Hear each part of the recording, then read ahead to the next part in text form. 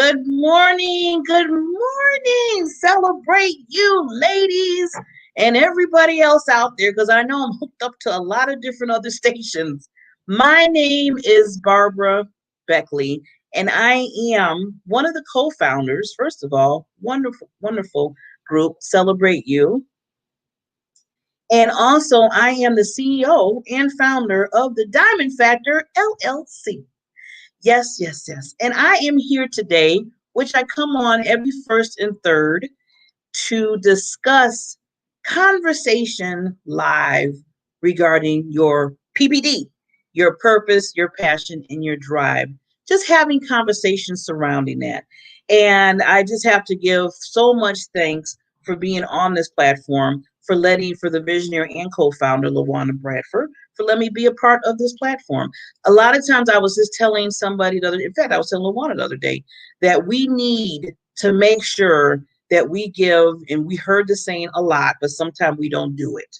We need to give the flowers and all the aspirations and all of the kudos when a person is still living, instead of waiting till they, pass away, and then all of a sudden now you want to say all this stuff that they really, spiritually, if you want to say that, because some people's like, well, they can hear me through the spirit through heaven. Okay, that's all well and good, but you really should have said it while they were right here. That's why I said if there's an opportunity and the timing, make sure that you give that love, give that appreciation when they're here. So this is not everything. This goes into what I'm going to talk about today, but this is just a little snippet, like a little tip, as I say, to make sure that we do give reverence to people while they're still here. While they're still here, they always say, "Give the flowers while they're here." So I thank Luana and all the other co-founders, Miss Gwen and Miss Lulu, Miss Jacqueline Lulu, for giving me this platform to come on and speak. Now, today, every week I always pray. I do the Usha moment every week. And I always ask God, because I'm a Christian, I believe in God, I believe in Jesus, and I believe that's where my power lies. And I always ask, what do you want me to, bring out in the world to people? What do you want me to tell the wonderful diamonds out there that I call each one of you, especially women? I call you Queen Diamonds. What do you want me to say to them? What value can I give them? That's one thing I'm always wanting to make sure is anytime I talk, be on the platform, that I'm giving something that you can take, and you can take it on and build from there. So I said, okay, this is a conversation about PPD, your purpose, your passion, and your drive, as I always say. And the biggest thing that I feel like that you need to always remember when you're talking about yourself, because we all have to start here first, right? We all got to start with ourselves, no matter what we do in life. I don't care what it is. You have to make sure that you're checking in with you first in order to kind of give out anything to anyone else in the world. So I told myself that I want to be this person of helping women to understand their purpose, passion, drive. Well, guess what? I need to understand what my purpose, passion, and drive is. I had to be an example and a lead in that area. If somebody's going to say, Barbara, I want to talk with you, I want to work with you, I want to see what you have, I just want to have a relationship with you with regarding what you're talking about, then I need to show up. I need to show up. And I'm saying that for everybody. We need to show up in those areas that when we're talking about something, that what we're doing and we're really passionate about it, and we know it's our purpose, that we really are saying to ourselves, let me do a questionnaire for myself, do a little check-in, look in the mirror type of thing. And that's what I tell people, that anything that, I do, I want to make sure that I'm doing that. Now, regarding your PPD, and like I said, there's a lot of like what I want to say, different veins when it comes to PPD. I always tell people, a few weeks ago, I talk about, really in tune of creating your boundaries, and there's a lot of different ways. But today I want to talk about, and we just got off of Easter weekend, Resurrection weekend. I know some people say it a different way. I want to talk about love. I want to really just focus just a little bit on love. And I was telling myself, I said, I really need to bring this point at home because whatever you do, love has to be a part of that. When you're talking about your purpose, you have to show love within yourself. If you're talking about passion, somewhere you're loving what you do. If you're talking about the drive, those stories I always say that's in your life that drives you to keep moving, there has to be some love in there. So it hits all avenues. There's no way of getting around it. You have to make sure that the love is there, and you have to. What I said, you have to start with you. So I have a quote because I'm loving. I love my quotes. I love my quotes, and I always bounce from them, and they always bring me up in life. Love yourself, forgive yourself, be true to yourself. And I want to get a little into that when I get back here. Be true to yourself. Say it again. How you treat yourself sets the standard for how others will treat you. This is by Steve Marblin. Read it again. Love yourself, forgive yourself, be true to yourself. How you treat yourself sets the standard for how others will treat you. And I'm going to tell you, a long time ago, when Barbara, in her young age, yes, many, many years ago, many, many years ago, in Barbara's young age, I didn't love myself. I totally didn't forgive myself. Even if it wasn't my fault, I still blamed it on me. And I wasn't really true to myself. And I was showing people how to treat me in the opposite way because I didn't love me. I didn't love me. And it came across because after my father passed when I was the age of 17, I went into a deep hole. I really did. I went into a deep hole, and some of the residue from that deep hole kept was in my life moving forward when I got in my 20s and even my 30s. That I felt like, first of all, I felt like I had to always please others. This was when I was younger. I would always please others because at that point in time, I didn't really understand why I was doing that because my mother was so opposite of that. She was so opposite of that. But then I was holding and that's a whole nother story. Her and I relationship was so out of tune that I would fight instead of learning and kind of getting guidance from what she was kind of talking about. I was kind of pushing away because I was having some feelings about our relationship with me and her. So I just felt like I had to be like in any way to like me or to love me or whatever. Obviously, I always had to be the people pleaser. I always thought I had to be the if I was at a party or a get together or whatever, I had to be this showboat and really entertain and be the puppeteer. That's sad, but this is true. And like to tell people when you're truthful and you're vulnerable and you tell your stories, you can connect. Hopefully, you can connect with others and they understand and why things the way maybe they went through or something. So if this is you, if this is my story, then you see the connection there. So when I was younger, I would feel that way. I felt I always had to be people pleaser. So usually when a person always trying to please somebody else, that means they're not really loving it. The love part right there, right here, right in your heart and your soul, there's some things going on that's not totally correct. And I was going through that because that loss that was still there from my dad was still lingering. And I didn't even realize that. I thought I still had it all together. I thought I was going the right direction. See, when you don't know, right? It's things that you don't know. You keep going that direction until somebody says, or something happens, goes, and tells you, well, wait a minute, maybe this is not the right way. This is not the right course. I might have to adjust. So I was that person. And then I blame myself. I blame myself for a lot of things that would happen in my life. You know, if anything that popped up, I would just blame myself. And I'm like, okay, Barbara, you had no control of that. Why are you blaming yourself? What are you talking about? Or somebody said, oh my God, this was you messed this up. And then I'll just be like, oh no, and just beat myself up. And most of the time it takes two to tangle or three to have three to have a meeting.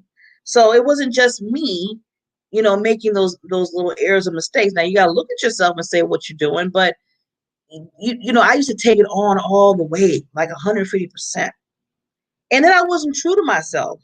I was, this was a lonely, sad, depressed young lady walking through the world. And I had this other face on because I didn't want people to know how I really was feeling or, that I really felt like I had to do certain things. So, yeah, I was in that mode for a few years in my life that I didn't love myself, that I beat myself up a lot, that I thought I always had to do everything for everybody else so they can get to like me. And I wasn't true to myself. I wasn't being Barbara. To me, I'm a very happy-go-lucky person. I like to joke around sometime. I like to laugh. I like to just have free spirit. And all that was put to the corner because I thought I had to be somebody else in order to please other people. If anybody out there felt that way or been through that, I mean, I can't see a raise of hands, but I know that people are out there listening. And, if this resonates with you, or if you know somebody that resonates with, then, there's a connection there. So I had to tell myself, it's going to take, when I got even older and I went through the struggle with being sexually abused, that just took another wham. It's like wham, wham in my life. Another boom, another blow up. And I was like, okay, now I already been having problems with this love thing. And now this happened in my life. So now what do I do? How do I feel now? Do I go in a deeper hole? Who do I talk to? See, this is the kind of things that I want people to know. When those earthquakes, like I always say, and those struggles happen in your life, if you need to reach out and find somebody to talk to about it, please do. I didn't do that at the beginning. I always thought I had to be I was this strong person that I had to say, you know what, I don't need any counsel. I don't need all that. You know how some people say that, I don't need that. I don't need this. I can do it on my own. I can do it on my own. But a lot of times you might not be able to do it on your own. And that's okay. Because as soon as you open up to tell yourself, I can't do this on my own, or it's not okay in my life, that's where you start showing love for yourself. That's where you open up and you say, I need to get this taken care of in my life because I love me and I want me to be better. And that's what had to happen with me. I had to open up and say, there's some issues here. There's some challenges here. And I need help in these certain areas to make me a better person. So I want to love myself enough to make sure that I understand. And then when that happened, my purpose and my passion and my drive started evolving even more. It started coming together. It started coming together because now that love was shining, that light of love was coming on out, saying, okay, you're loving yourself now, Barbara. Then I had to forgive myself. I had to say, you know what? Everything that happens in life is not my fault. Why am I blaming myself for every little thing that's happening in my life? I mean, I needed to really look at that and say, no, this is no, no, no, no. And then you have those gremlins and you have other people saying, "Dit, dit, dit, dit," but then the biggest person that's talking in your head is you. So I've always been saying for the last few weeks, self-sabotage. You self-sabotage yourself because all those little, you shouldn't do it. It's your fault why that happened. If you weren't in there, you shouldn't. If you weren't around it, it wouldn't have happened. If you didn't say this one word, it wouldn't. It's like, really? No, no, no, no. You are not going to be doing the little gremlins back and forth in my head, always saying that I'm always wrong. So I had to learn how to forgive myself. I had to learn how to forgive myself. And then I had to take time and say to myself, who is Barbara? Who is Barbara Jacqueline Beckley? And I had wrote down everything. Well, Barbara likes to have fun. Barbara likes to dance. Barbara likes to laugh. Sometimes Barbara gets loud, and it took her a long time to get to that point because before Barbara used to be very shy. So Barbara had to do, I took an inventory of myself. Take that inventory with yourself because you need to be true to you. That's where your uniqueness, that's where your genius, that's where your gift comes out from your PPD. If you don't have that in your head, listed somewhere right next to you all the time, then that's going to be a problem. Because when somebody tries to come at you or say something that is not particular who you are of being true to yourself, you can see the signs. If you don't know how true to yourself is within yourself and love yourself to be true to you, then people can say anything to you and you be like, oh, well, yeah, maybe that's me. Yeah, maybe that's me too. Maybe they're talking about me. Maybe. No, if you got a list of things that who you are, then if they say, well, you know what, Barbara, you're bossy. Well, okay, on my list of things of who am I and true to myself, I don't see that word bossy. Now, I might be bold in some areas because I have to make a point or I have to do something in my business or I have to do something where I work at. Yeah, that's called being bold. That's called respecting. But bossy and being negative, no, that's not in my little list. So, I'm taking that out. Now, they might sit there and say it forever, but in your mind, you're not letting that gremlin keep coming in saying, yeah, you this way, you did. No, you have your list. So being true to yourself. That's why I always tell people, do your homework, sit back, make that list. Make the list of things because you have a uniqueness in you that is so important. It's so a part of your PPD that you need to understand what that is. You have to be true to yourself to get to the point of loving you. Going back to the quote, love yourself, forgive yourself, be true to yourself. It's funny because I'm thinking, love yourself. That's what we say. Celebrate you, love yourself, embrace yourself. Whatever you do, celebrate you. And that's what we always say. Oh, excuse me. Oh, sorry. That's what we always say. And it's so important, but we have to start with the loving ourselves. Now, going back to the quote where it says, how you treat yourself sets the standard for how others will treat you. You give permission. Now, this is deep. Every time I read this quote, you are giving permission. The way you feel about yourself, the way you love or not love yourself, the way you are true to yourself or not true to yourself, you are giving those standards to others to treat you the way that you're treating yourself. And we hear this a lot all the time. You hear it, but are you listening? See, there's a different thing, and that's a whole nother, I don't want to go down there because that's a whole nother talk. Listening versus hearing. That's a whole nother talk. But are you really listening? See, you can hear a siren. You can hear people scream. You can hear somebody talking on the side. But are you really listening to what it is? Is a siren going somewhere where there's a fire? Is a person talking about a certain instruction that you need to do? Is a person saying something to you that you really didn't know? You need to listen. So you need to listen to you because you are setting those standards in your life for others to treat you the way that you want to be treated. So if you don't love yourself, then everybody's gonna come to you, they're not gonna love you. If you don't forgive yourself, then they're not gonna give any forgiveness, they're not gonna give no grace for you. If you're not really, really true to yourself, then you're an imposter and everybody's gonna act, draw, they're gonna draw towards that imposter of you.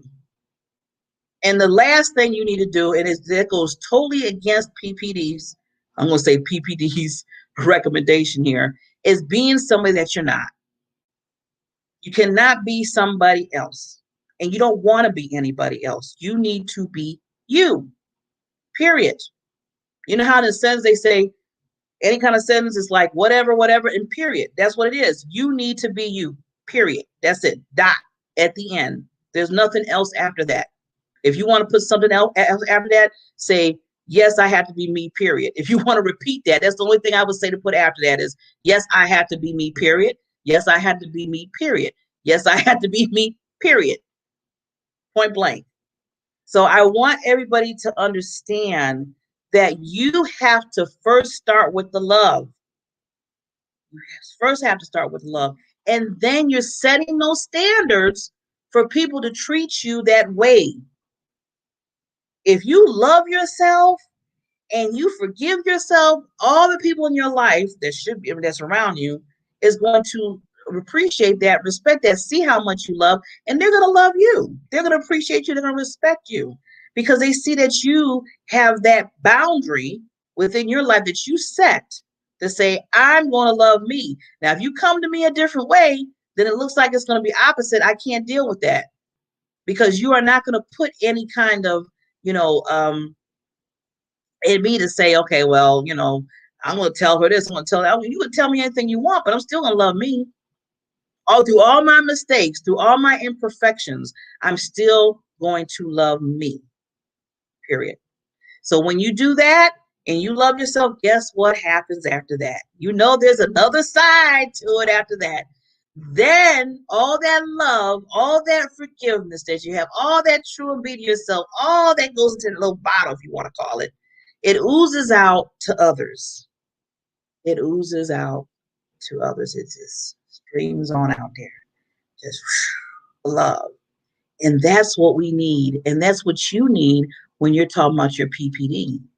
You need to have that love in lockdown, as they say, if you want to say it, in your life in order for you to give to others. If it's not there, it's going to be really rough. It's like, okay, um, it's like oil and water. You don't need, if you don't love and you're putting it in a cup and then there's oil in there and you're putting oil that you don't love, it's not going to mix. It's not going to be right. You're not going to be able to move to the next level with that love category right there in you.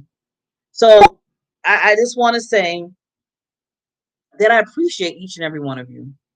And with this conversation, purpose, passion, and drive conversation that I have the first and third Mondays, really think about, like I said, take the time out to do that list of what you love about you. That creates your boundaries. That creates what I said, treat yourself, sets the standard on how others are going to treat you.